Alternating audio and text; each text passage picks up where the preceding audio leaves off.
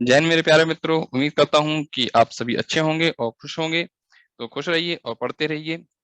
तो एक बार फिर मैं मनीष किशरवानी आपका मित्र स्वागत करता हूँ आपका सरकारी सर्कल के यूट्यूब चैनल में।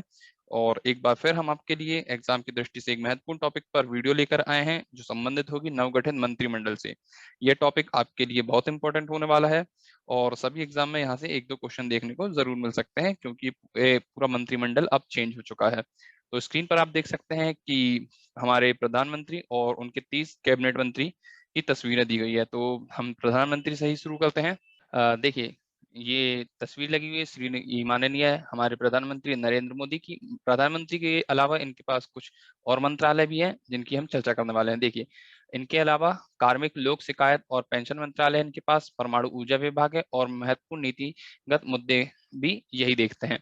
साथ ही साथ अन्य सभी विभाग जो किसी भी मंत्री को आवंटित नहीं किए गए हैं उनके मंत्री भी यही होंगे। और इनके निर्वाचन क्षेत्र की बात कर लेते हैं तो वाराणसी इनका निर्वाचन क्षेत्र है। कभी कभी एग्जाम में आपसे निर्वाचन क्षेत्र भी पूछा जाता है, तो आप ध्यान रखेंगे कि प्रधानमंत्री मोदी का निर्वाचन क्षेत्र वाराणसी है। चलिए नेक्स्ट पर चलते हैं। बात कर लेते हैं अमित शाह की। तो ये हमारे भारत के गृह मंत्री हैं और अभी हाल ही में एक नया मंत्रालय गठित किया गया है जो कि सहकारिता मंत्रालय है। तो यहाँ से आपको दो प्रकार के क्वेश्चन देखने को मिल सकते हैं। आपसे पूछा जा सकता है कि नवगठित किया गया है वह कौन सा मंत्रालय है, तो आपको बताना है सहकारिता मंत्रालय। और इसका आपसे दूसरा क्वेश्चन पूछा जा सकता है कि उसके मंत्री कौन बने हैं, तो अमित शाह जी उसके मंत्री बने हैं। और अमित शाह की बात कर लेते हैं तो ये भारतीय जनता पार्टी के अध्यक्ष भी रह चुके हैं और साथ ही साथ यह बीजेपी के महासचिव भी रह चुके हैं। और इनके निर्वाचन क्षेत्र की बात कर लेते हैं तो गांधीनगर इनका निर्वाचन क्षेत्र होगा जो कि गुजरात में पड़ता है। राजनाथ सिंह की बात कर लेते हैं तो ये हमारे रक्षा मंत्री हैं और साथ ही साथ ये उत्तर प्रदेश के पूर्व मुख्यमंत्री भी रह चुके हैं और ये बीजेपी सरकार में कैबिनेट मंत्री का पद भी उन्होंने संभाला हुआ है। निर्वाचन क्षेत्र की बात कर लेते हैं तो ये लखनऊ से लोकसभा सांसद है। नितिन जयराम गडकरी जी की बात कर लेते हैं तो ये आपके लिए बहुत ही इंपॉर्टेंट है। ये सड़क परिवहन और राजमार्ग मंत्रालय है इनका इनके पास और इनका निर्वाचन क्षेत्र नागपुर महाराष्ट्र से है।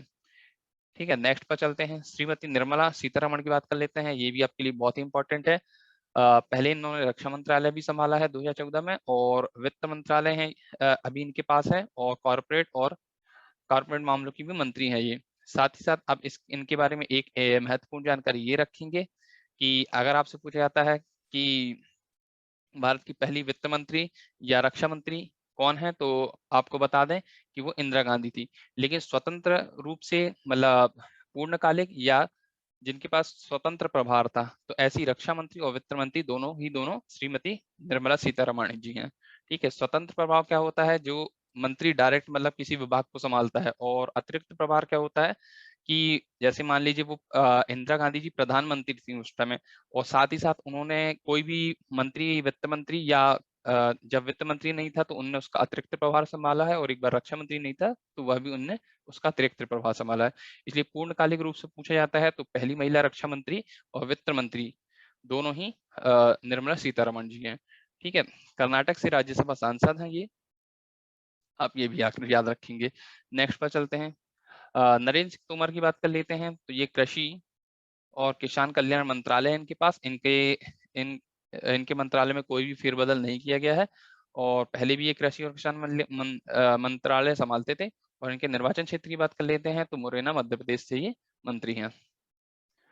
डॉक्टर सुब्रमण्यम जयशंकर की बात कर लेते हैं तो ये विदेश मंत्री हैं और ये पहले विदेश सचिव हुआ करते थे और राज्यसभा से गुजरात से ये राज्यसभा सांसद हैं।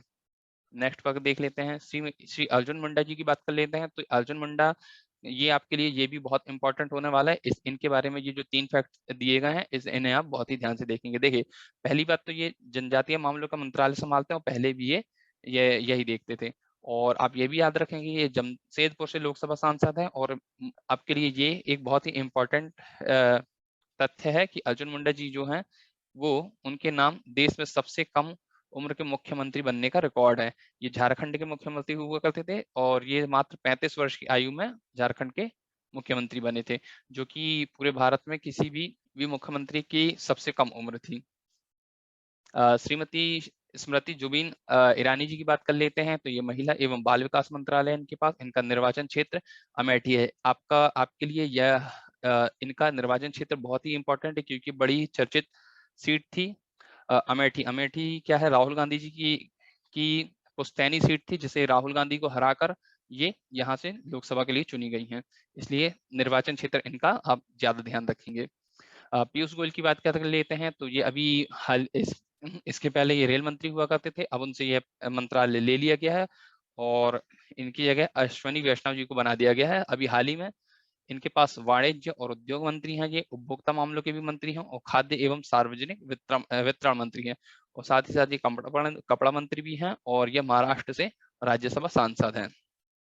धर्मेंद्र प्रधान की बात कर लेते हैं तो ये हमारे शिक्षा मंत्री हैं। पहले ये पेट्रोल मंत्रालय देखते थे और अब शिक्षा मंत्रालय इनके पास, साथ ही साथ ये कौशल विकास और उद्यमिता मंत्रालय देख रहे हैं और ये 2018 से लेकर अभी तक मध्य प्रदेश से राज्यसभा के लिए सांसद हैं। प्रहलाद जोशी की बात कर लेते हैं तो संसदीय कार्य मंत्री हैं, कोयला मंत्री हैं और खान मंत्री हैं। इनका निर्वाचन क्षेत्र ज्यादा इंपॉर्टेंट है, तो धारवाड़ कर्नाटक से ये लोकसभा सांसद हैं। श्री नारायण तांतुराणे जी की बात कर लेते हैं तो इनको एमएसएमई मंत्रालय दिया गया है, सूक्ष्म लघु और मध्यम उद्यम मंत्रालय दिया गया था। ये मंत्रालय पहले नितिन गडकरी जी के पास था और ये नए मंत्री बने हैं, तो आप इनको भी याद रखेंगे कि एमएसएमई मंत्रालय नारायण तांतुराणे जी के पास है। सर्बानंद सोनोवाल जी की बात कर लेते हैं तो बंदरगाह और जहाजरानी और जलमार्ग मंत्रालय इनके पास है। आयुष मंत्री भी हैं और असम से के ये 14वें मुख्यमंत्री भी रहे हैं। इनके निर्वाचन क्षेत्र की बात कर लेते हैं तो लखीमपुर, जो कि असम में है, यहाँ से लोकसभा सांसद हैं। श्री मुख्तार अब्बास नकवी की बात कर लेते हैं तो अल्पसंख्यक मामलों के मंत्री हैं और मुख्तार अब्बास नकवी झारखंड से राज्यसभा के सदस्य हैं और ये सबसे पहले मुस्लिम है जो कि बीजेपी में किसी मंत्री का पद संभालने वाले पहले मंत्री हैं। डॉक्टर वीरेंद्र कुमार की बात कर लेते हैं तो सामाजिक न्याय और अधिकारिता मंत्रालय है इनके पास। निर्वाचन क्षेत्र की बात कर लेते हैं तो ये टीकमगढ़ से लोकसभा सांसद है। वहीं श्री गिरिराज सिंह की बात कर लेते हैं तो इनको ग्रामीण विकास मंत्रालय दिया गया है और साथ ही साथ इनको पंचायती राज मंत्रालय भी दिया गया है। इनके चुनाव क्षेत्र की बात कर लेते हैं तो बेगूसराय इनका चुनाव क्षेत्र है और ये बहुत ही चर्चित सीट थी क्योंकि ये यहाँ पर कांग्रेस के कन्हैया कुमार को हराकर यहाँ से लोकसभा के लिए चुने गए हैं, तो बेगूसराय इनका चुनाव क्षेत्र भी याद रखेंगे आप। वहीं श्री ज्योतिरादित्य सिंधिया की बात कर लेते हैं तो इनको नागरिक उड्डयन मंत्रालय दिया गया है और मध्य प्रदेश से ये राज्यसभा सांसद हैं। नेक्स्ट पे चलते हैं। श्री रामचंद्र प्रसाद सिंह की बात कर लेते हैं तो इस्पात मंत्रालय इनको दिया गया है और ये बिहार से राज्यसभा सांसद हैं। अश्विनी वैष्णव की बात कर लेते हैं तो ये आपके लिए मोस्ट आईएमपी है, इसे आप स्टार लगाएंगे क्योंकि अश्विनी वैष्णव रेल मंत्री हैं, संचार मंत्री हैं और सूचना प्रौद्योगिकी मंत्रालय भी इनके पास है और ये उड़ीसा से राज्यसभा सांसद है। वहीं पशुपति कुमार पारस की बात कर लेते हैं तो ये भी नए मंत्री हैं। खाद्य प्रसंस्करण उद्योग मंत्रालय इनके पास है और ये हाजीपुर से लोकसभा सांसद है। श्री गजेंद्र सिंह शेखावत की बात कर लेते हैं तो ये जल शक्ति मंत्रालय है इनके पास और इनका निर्वाचन क्षेत्र जोधपुर राजस्थान है। किरण रिजिजू की बात कर लेते हैं तो कानूनी और न्याय मंत्री हैं और इनका निर्वाचन क्षेत्र पश्चिमी अरुणाचल है, जो कि अरुणाचल प्रदेश में आता है।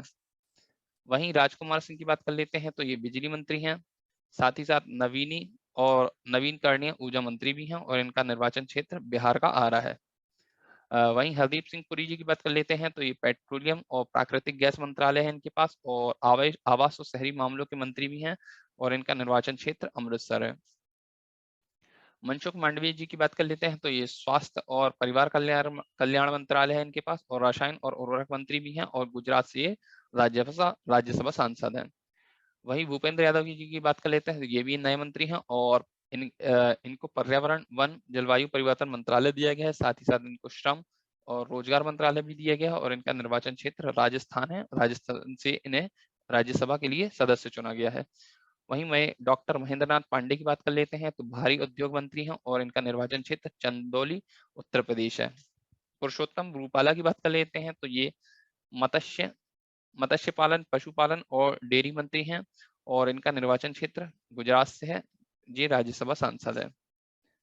वहीं जी किशन रेड्डी की बात कर लेते हैं तो सांस्कृतिक मंत्री हैं, पर्यटन मंत्री हैं और उत्तर पूर्वी क्षेत्र के विकास मंत्रालय भी इनको दिया गया है और ये सिकंदराबाद से लोकसभा सांसद है। वहीं अनुराग सिंह ठाकुर जी की बात कर लेते हैं तो सूचना और प्रसारण मंत्री हैं, युवा मामलों के खेल मंत्री हैं और इनका निर्वाचन क्षेत्र हिमाचल प्रदेश के हमीरपुर से हैं। ये हमारे पूरे 30 कैबिनेट मंत्री और प्रधानमंत्री हो गए। और इसी के साथ हम वीडियो को समाप्त करते हैं। अगर आपको वीडियो पसंद आई है तो लाइक और शेयर करना ना भूलें, और इसी प्रकार की आगे और भी इंटरेस्टिंग वीडियो के लिए हमारे साथ बने रहिए। चैनल को सब्सक्राइब कर लीजिए ताकि आगे आने वाली वीडियो के नोटिफिकेशन भी आपको मिलते रहें। हम इसी के साथ हमारी टेस्ट सीरीज भी ज्वाइन कर सकते हैं। उसके लिए आपको हमारा एंड्रॉइड ऐप सरकारी सर्कल डाउनलोड करना पड़ेगा, जिसकी लिंक डिस्क्रिप्शन में दी गई है, या फिर आप हमारी वेबसाइट sarkarisarkal.com पर जाकर भी टेस्ट सीरीज देख सकते हैं। धन्यवाद। जय हिंद। मिलते हैं नेक्स्ट वीडियो में।